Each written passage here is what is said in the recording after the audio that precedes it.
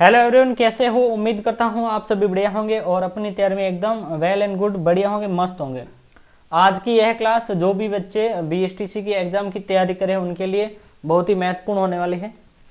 आप तैयारी तो कर ही रहे होंगे, तो आपकी तैयारी को परखने के लिए, जांच करने के लिए यह क्लास आपके लिए बहुत ही इंपॉर्टेंट है, क्योंकि आपके जो राजस्थान जीके के हैं इसमें अति महत्वपूर्ण प्रश्नों का अध्ययन करेंगे और उनके बारे में चर्चा भी करेंगे। तो जुड़ जाइए मेरे साथ, और चैनल पर नए हैं तो चैनल को सब्सक्राइब जरूर करना। बिना टाइम वेस्ट के आज क्लास स्टार्ट करते हैं।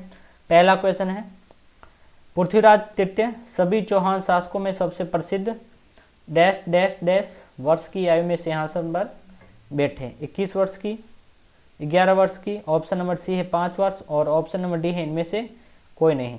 तो जो पृथ्वीराज चौहान यानी पृथ्वीराज जो तृतीय है वो मात्र 11 वर्ष की आयु में सिंहासन पर बैठे थे। ठीक है, कितनी वर्ष की आयु में? मात्र 11 वर्ष की आयु में सिंहासन पर बैठे थे। इनके पिता का नाम आपको एग्जाम में पूछा जा सकता है, ध्यान रखना। पिता का नाम और माता का नाम और इनका जन्म, ये तीनों आपको बातें ध्यान में रखनी है, आपको एग्जाम में पूछी जा सकती है। ठीक है, जो कि आपको मैं बता देता हूँ। इनके पिता का नाम था सोमेश्वर। क्या नाम था? सोमेश्वर। और इनकी माता का नाम था कर्पूरी देवी, जो कि इनकी सरंगसीबा थी। और इनका जन्म हुआ था आपके 1167 ईस्वी में। ठीक है, जो तराइन का प्रथम व द्वितीय युद्ध हुआ था 1191-92 में मोहम्मद गोरी के साथ, वो इन्हीं पृथ्वीराज तृतीय के साथ हुआ था। ठीक है, अगला प्रश्न देखते हैं। निम्नलिखित राठौड़ वंश के राजाओं में से किसने साहस और कूटनीति के माध्यम से मंडोर पर कब्जा कर लिया और उसे अपनी राजधानी बनाया? ऑप्शन नंबर देखिएगा, ऑप्शन नंबर ए है Rana Hammir, option number B है Rao Chunda, option number C है राव मालदेव और ऑप्शन नंबर डी है राव चंद्रसेन। तो इसका सही उत्तर होगा आपके ऑप्शन नंबर बी होगा, राव चुंडा।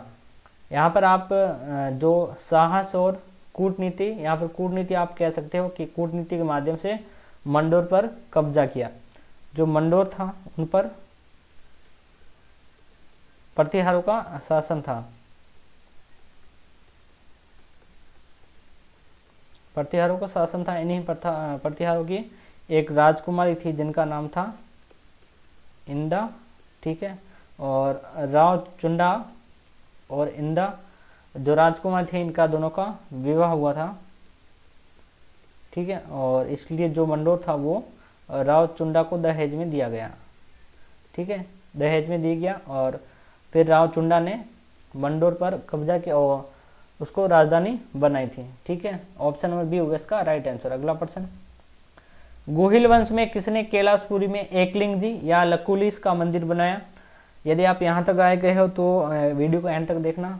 ठीक है, किसने कैलाशपुरी में एकलिंग जी या लकुलिस का मंदिर बनवाया? सबसे पहले आपको पता होना चाहिए कि जो कैलाशपुरी का जो मंदिर है वो नहीं, कैलाशपुरी है वो कहाँ है आपके? उदयपुर में। कहाँ है? उदयपुर में। ठीक है, यहाँ पर किसका मंदिर है? एकलिंग जगह, जिसे लकुलिस मंदिर भी कहा जाता है, और इसका निर्माण बप्पा रावल ने करवाया। किसने करवाया? Bappa Rawal. Option number C होगा इसका राइट आंसर। यहाँ पर आपको एक और क्वेश्चन पूछा जाता है,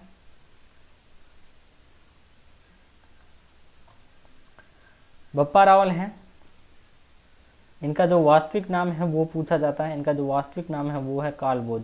क्या है? कालभोज। जो ये बप्पा रावल है ये इनकी क्या है? उपाधि है। क्या है? उपाधि। किसने दी? आदित्य ऋषि ने।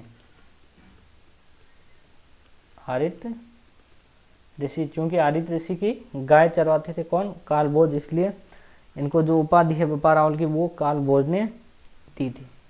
ठीक है, अगली बात करूं मैं कि इन्होंने एक मंदिर भी बनाया था बप्पा रावल ने, जिसका नाम था सास बहू का मंदिर।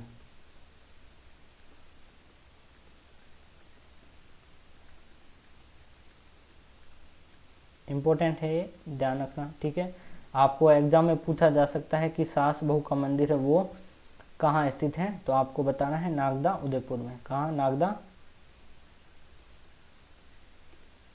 नागदा उदयपुर में। ठीक है, किसने बनवाया? तो कालभोज ने बनाया। अब एक और यहाँ से क्वेश्चन बनता है कि जो बप्पा रावल है उनकी छतरी कहाँ है। बप्पा रावल की छतरी कहाँ है, तो नागदा उदयपुर में स्थित है। अगला प्रश्न, हल्दीघाटी के युद्ध को गोगुंदा का युद्ध किसने कहा। इंपॉर्टेंट क्वेश्चन है, गोगुंदा का युद्ध किसने कहा। ऑप्शन नंबर देखिएगा, ऑप्शन नंबर ए है Abul Fazal, option number B है colonel James Tod, option number C है निजामुद्दीन अहमद और ऑप्शन नंबर डी है कादिर बंदायोनी। तो इसका राइट आंसर होगा आपके ऑप्शन नंबर डी होगा, अब्दुल कादिर बंदायोनी। इन्होंने दोस्तों हल्दीघाटी के युद्ध को क्या कहा, गोगुंदा का युद्ध कहा। अब मैं आपको पूछूं कि जो हल्दीघाटी का युद्ध है वो कब व किसके बीच लड़ा गया, शायद ही ऐसा कोई हो जिसको यह मालूम ना हो। तो जो हल्दीघाटी का युद्ध है वो कब लड़ा गया, 18 जून 1576 में। जो हल्दीघाटी का युद्ध है हल्दीघाटी का जो मैदान है वो कौन से जिले में है, राजसमंद में है। युद्ध किसके बीच हुआ, महाराणा प्रताप व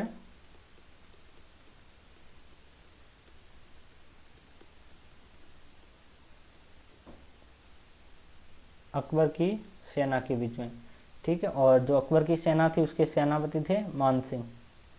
कौन थे, मान सिंह। अगला यहाँ से प्रश्न देखते हैं कि हल्दीघाटी के युद्ध को यदि मैं आपसे पूछूं कि जो हल्दीघाटी का युद्ध था उसे मेवाड़ की थर्मोपोली किसने कहा। क्या,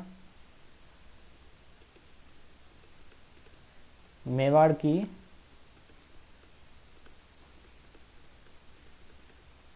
थर्मोपोली किसने कहा। किस युद्ध को, हल्दीघाटी के युद्ध को मेवाड़ की थर्मोपोली किसने कहा, तो कर्नल जेम्स टोड, ठीक है। कर्नल जेम्स टोड ने क्या बोला कि जो हल्दीघाटी का युद्ध है वो मेवाड़ की थर्मोपोली है, ठीक है।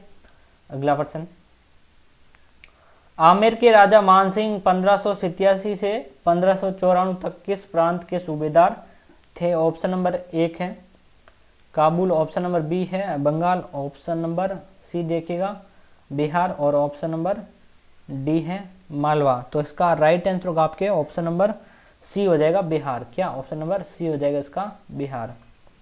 अगला प्रश्न, निम्नलिखित में से सांगा के समय मालवा का शासक कौन था। महमूद खिलजी प्रथम, महमूद खिलजी सेकंड, मेदिनी राय और मुजफ्फर। तो आप सभी को पता होना चाहिए कि राणा सांगा के समय जो मालवा का शासक था वो था महमूद खिलजी द्वितीय। ऑप्शन नंबर बी होगा इसका राइट आंसर। प्रथम बार 7 हजारी के मनसब और मिर्जा राजा की उपाधि प्राप्त करने वाला आमेर का शासक कौन था। सवाई जय सिंह, मान सिंह, राजा बिशन सिंह, भगवान दास। तो आप सभी को इसका आंसर मालूम होना चाहिए। जो मान सिंह थे जो इनके भगवान दास के पुत्र थे, जिनको 7,000 की मनसब और मिर्जा राजा की उपाधि दी किसने, अकबर ने, ठीक है। अलाउद्दीन खिलजी ने जालोर के किस राजपूत वंश का अंत कर दिया था। ऑप्शन नंबर बी राठौड़ वंश, ऑप्शन नंबर बी कछवाहा वंश, option number C Songara Chauhan वंश, ऑप्शन नंबर डी है गोहिल वंश। एकदम इजी क्वेश्चन है। यदि आपने राजस्थान हिस्ट्री यदि नॉर्मल सी पढ़ी है और जिसमें राजवंश आपने पढ़ा तो इसका आंसर आप आसानी से निकाल सकते हो, क्योंकि जो आपके राठौड़ वंश है वो आपके जोधपुर और बीकानेर में था। कहाँ था, जोधपुर और बीकानेर में।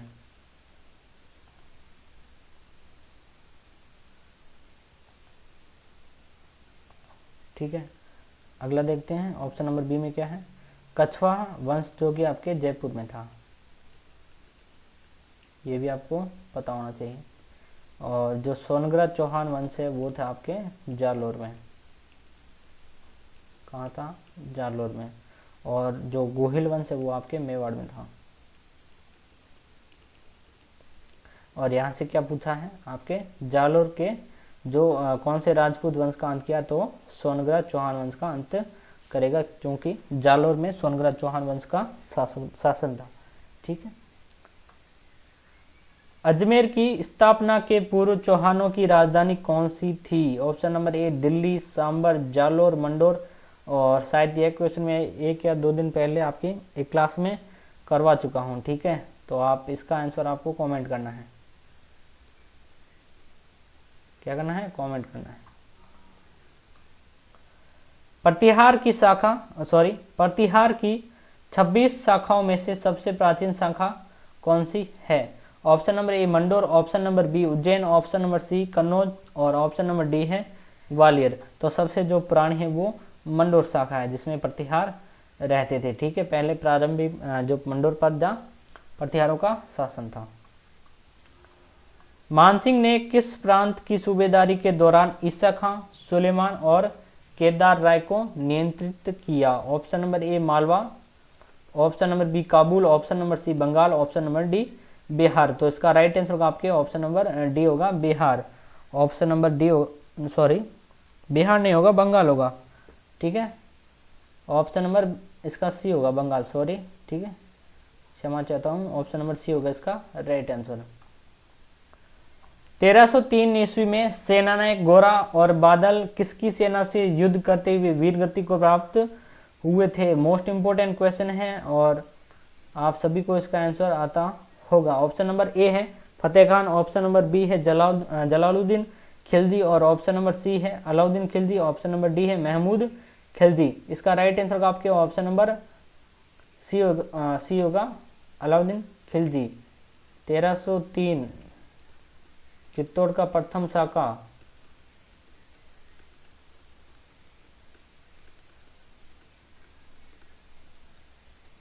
रावल रतन सिंह, रानी पद्मावती। आप सभी को ये कहानी याद होनी चाहिए, ठीक है। 1303 की जो अलाउद्दीन खिलजी आक्रमण करता है, जिसमें अलाउद्दीन खिलजी आक्रमण करता है और 1303 में चित्तौड़ का प्रथम शाखा होता है, जिसमें रावल रतन सिंह केसरिया करते हैं और रानी पद्मावती जौहर करती है। और जो इनके रावल रतन सिंह के वीर बहादुर सेनानायक थे गोरावर बादल, जो कि वीरगति को प्राप्त हो जाते हैं, ठीक है। इसका राइट आंसर होगा आपके अलाउद्दीन खिलजी। अगला प्रश्न, किस चौहान वंशी शासक ने प्रताप लंकेश्वर की उपाधि धारण की थी?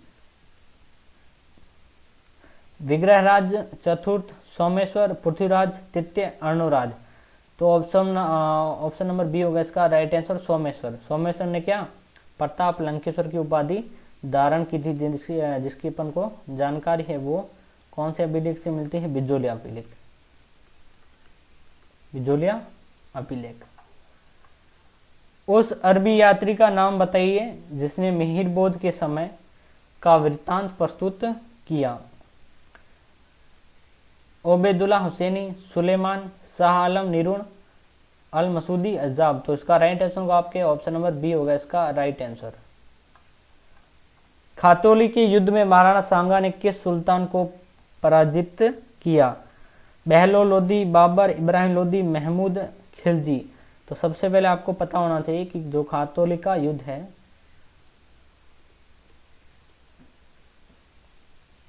वो कब लड़ा गया? वो लड़ा गया आपके 1517 ईस्वी में। किसके बीच? राणा सांगा व इब्राहिम लोदी के बीच।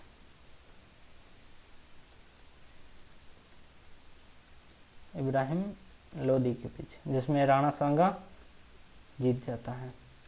और खातौली का जो मैदान है वो कहाँ है? बूंदी रियासत, और वर्तमान में कोटा में है। कहाँ पर है? कोटा में, ठीक है। वर्तमान में कहाँ पर है? कोटा में। आज की क्लास यही समाप्त हुई। कमेंट करके बताना यह क्लास आपको कैसी लगी। मिलते हैं नेक्स्ट वीडियो में, तब तक राधे राधे, जय श्री कृष्णा, धन्यवाद।